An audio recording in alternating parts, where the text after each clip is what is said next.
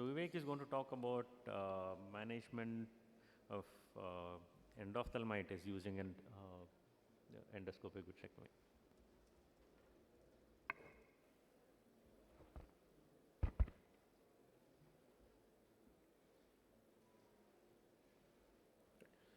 Thank you, Rajiv, and thank you, AIOC, for giving us this opportunity to present some of our knowledge regarding endoscopy.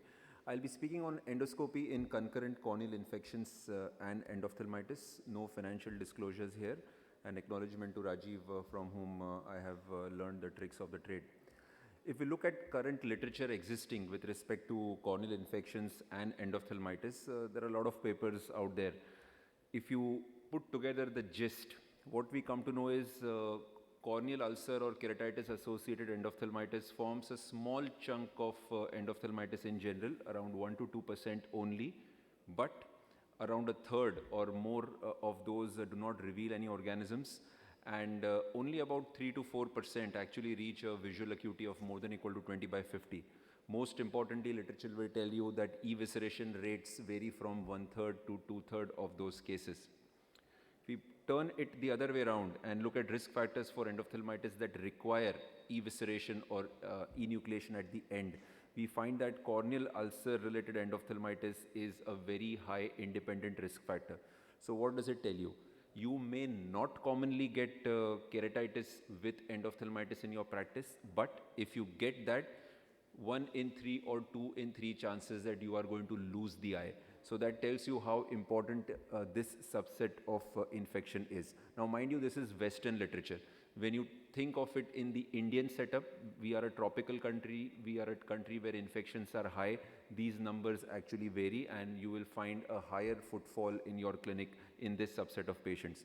So often these are the scenarios. This is what the cornea looks like, and the posterior segment is infected. As Dr. Puneet told you in his presentation, you have that standard option of doing a keratoprosthesis, very laborious surgery, have to bring in a cornea colleague. After doing everything, if you see that there is no prognosis inside, you still can't stop there. You still have to remove the keratoprosthesis, replace the eye with a graft. If things do go fine and you have put in a graft and have managed to take care of the posterior segment, you have still made that patient a post-PK patient for life and have missed out on that chance of possibly the keratitis healing with a natural scar. So we'll go to some case scenarios and try and see how we fit the usage of endoscopy in endophthalmitis. So my first case is a 9-year-old female, history of trauma with a wire 6 days back when she presented. Previous corneal intervention done elsewhere 3 days ago where the corneal tear was repaired. Visual acuity presentation PL/PR accurate. This is what the eye looked like. You have a repaired tear with an infiltrate around it. You have an immune stromal ring. It's immune because the edge of the so-called infiltrate is not reaching the limbus. You have the posterior segment which is showing echoes throughout the vitreous cavity. So this patient in the emergency setup underwent a vitreous biopsy procedure, and in 24 hours we saw growth, and the growth was then characterized to be Enterobacter species. So what do we have here? We have a post-trauma etiology. We have a gram-negative organism, we have a young patient, we have no posterior segment view.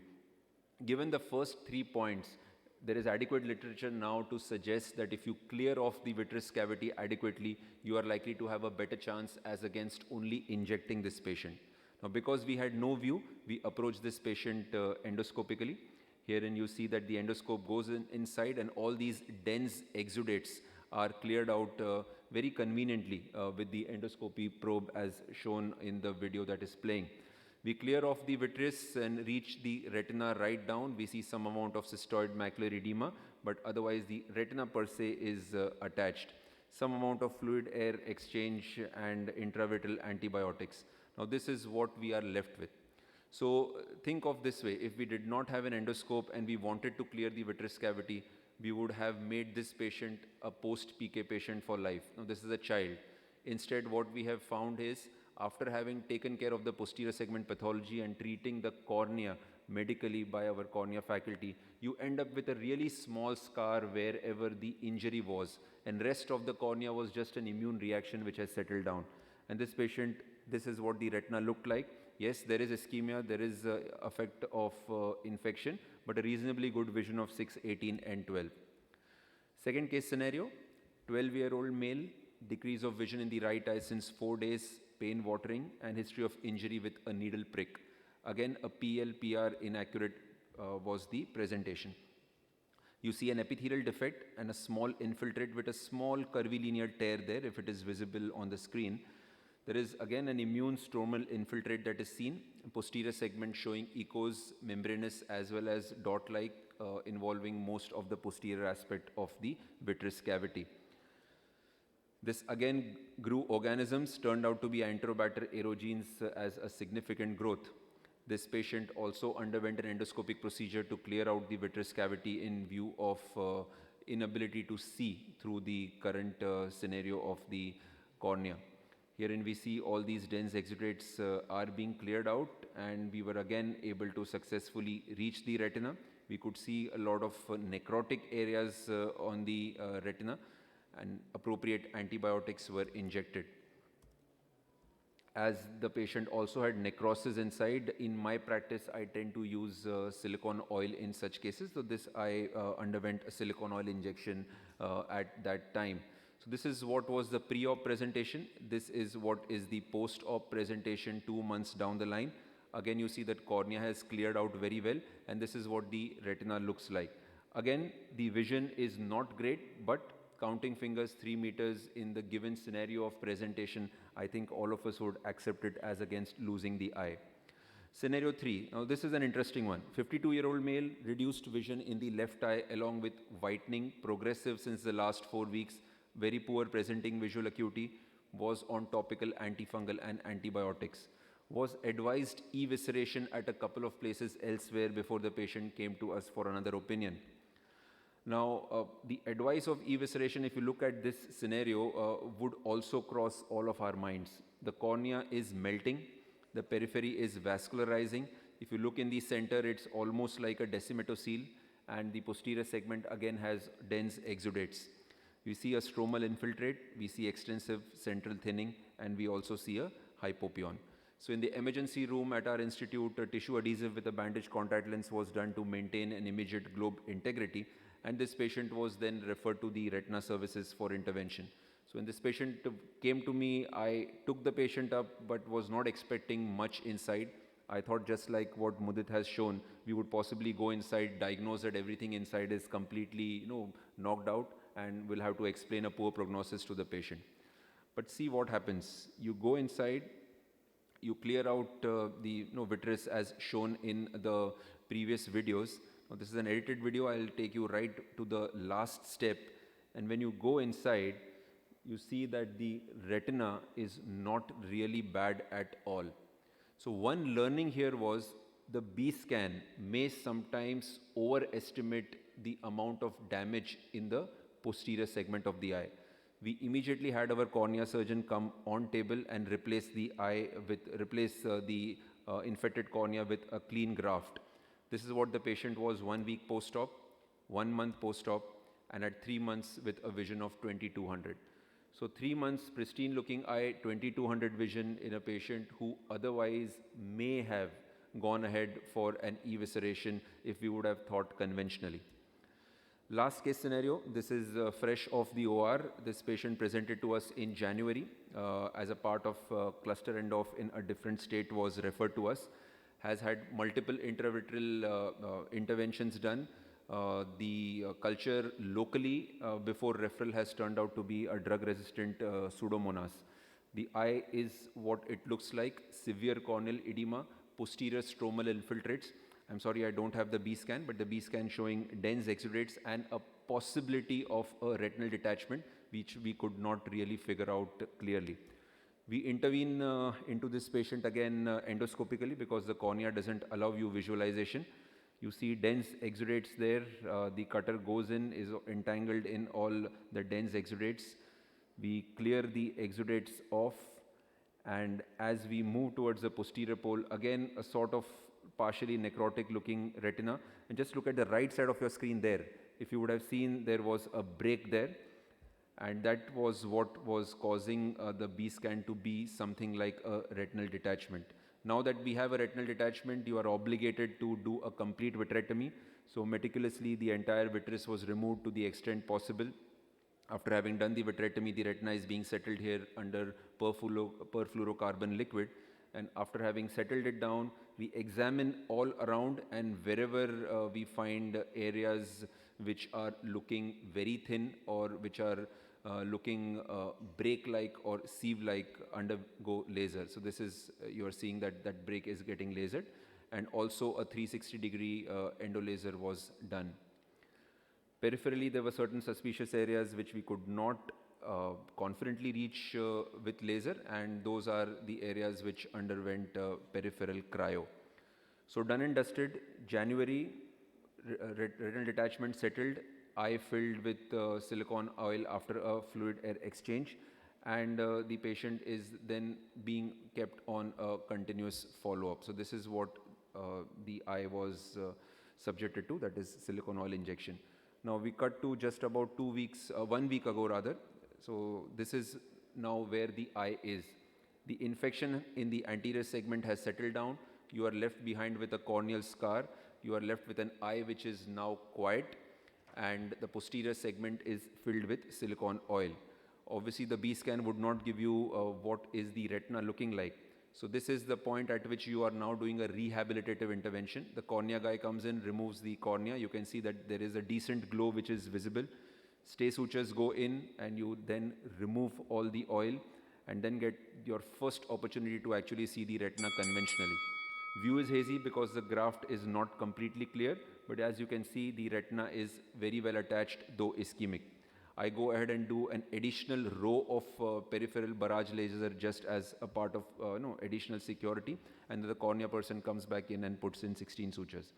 So because this was just a recent case, that is why I cannot show you further follow-up, but day 1 post-op we had again counting fingers at 1 meter. We have summarized our experience in this paper, where we have found in our setup the evisceration rate as against 30 to 60% in literature has come down to 3%.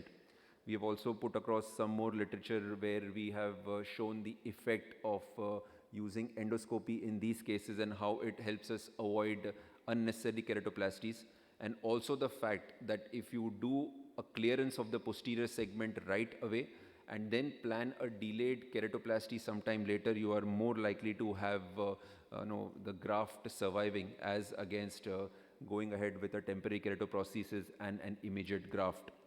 There is also a good article from our group as a review for anyone who would be interested in learning the overview of endoscopy. In conclusion, microbial keratitis with coexistent endophthalmitis is an uncommon but a grave clinical presentation. Aggressive management is warranted to achieve globe salvage. Conventionally, posterior segment access can be achieved by a K-Pro or a keratoplasty to allow for a PPV. Endoscopic approach circumvents the necessity of such a labor-intensive approach, also allows for the natural resolution of the corneal opacity in appropriate cases, and thus avoids unnecessarily keratoplasties in eyes with a poor posterior segment. So thank you very much for your kind attention. Thank you, Vivek. That was an excellent presentation and excellent videos which showed us different scenarios of endophthalmitis and definitely helped in saving many eyes than what we would have without it. Any questions?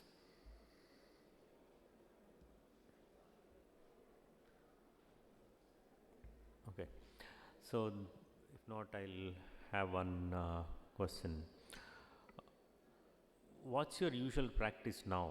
Did it change your practice? Like if suppose you see a corneal ulcer with suspected endophthalmitis, so would you go in and start doing vitrectomy using an endoscope, or how is this endoscope changed your way you practice an endophthalmitis with keratitis? Yeah, I think that's an important question. Right now, so we do not have adequate literature proof that either we have generated in-house or that's available in literature, which would help us differentiate which cases of an anterior segment infection with a coexistent endoph would you necessarily intervene, or which cases would settle down with, say, just an intravitreal injection. So I have made certain rules of thumb for myself in my practice. In conditions where you saw those two cases, they had an immune stromal ring. So an immune stromal ring actually is a toxic reaction on the cornea and very commonly seen in gram-negative endophthalmitis. So you will find the edge of the ring does not reach the limbus. So if that is one of the clinical presentations, then my threshold to enter endoscopically is very low. So that is when one would enter. So possible potential or a proven gram-negative etiology. Second is an ultrasound which shows a definite retinal detachment or my suspicion of retinal detachment is high. And third is in a situation where the drug sensitivity profile is showing a multi-drug resistant organism. So these are the three subsets where I feel it is very imperative to have an adequate vitreous clearance. Having said that, like I showed you in one of the cases, B scan sometimes can overestimate. You may feel it's an infection, it really may not be there. But I think with adequate experience, you surely can enter those eyes, not really do much harm by clearing off the vitreous cavity in a scenario where you have possibly overdiagnosed it. So I think even if you end up doing a few extra endoscopic procedures on the assumption that the posterior segment was infected, it is fine as far as you have your sets defined where you would like to go in and clear out the vitreous. Thank you. Any more questions from anyone? If not, I'll conclude with the message. The endoscopic vitrectomy, like we discussed till now, is a definite addition to whatever armamentarium which we have for doing retinal surgeries. The downside is the cost of the instrumentation and recurring cost of a probes. But there are ways of getting that cost down, and long learning curve is something which most of the VR surgeons are used to when we started retinal surgeries. That should not be a major limiting factor, but it's going to be an addition to whatever we are doing. So that's, I would say, the take on endoscopic vitrectomy at this point of time. What's the cost like? The machine would, in Indian rupees, it will be costing somewhere around 40 lakhs. And the probes, each probe will cost you around 2.5 to 3 lakhs. And those are the ones which will create a problem, because because of the thin probes, we tend to get damaged, and then we may have to keep buying them often. How many procedures you can do with the probe? I have not looked at an exact number, but we can easily do 40-50 procedures. Okay. It all depends on how you handle them again. So any endoscope probe, it's a reusable one. It's not like a disposable one anyway. So if you handle them well, and if one person handles it well, you should be able to get it them for a longer time. But as I said, the 20 gauge probes are maybe last longer than actually a 23 gauge probes, mainly because of being fine in nature. So that's it. There are actually two models of, there is only one company, I think, which makes endoscopy equipment, that is Endoptics, and there are two models. One is with laser, and the other is without laser. You can use your own laser, which most of the vitreoretinal surgeons already have in their OT. So that is a equipment which has illumination and view. Laser you can use separate. So the cost comes down to almost about 25. So that is one option in that. But the probe cost is really very, high. But if you can use it for quite a few cases, then it gets divided. As you said, 20 or more cases, 40 cases. Yes. It's as I said, it's a reusable one. It depends on how long and how you are going to maintain it. But it definitely adds a value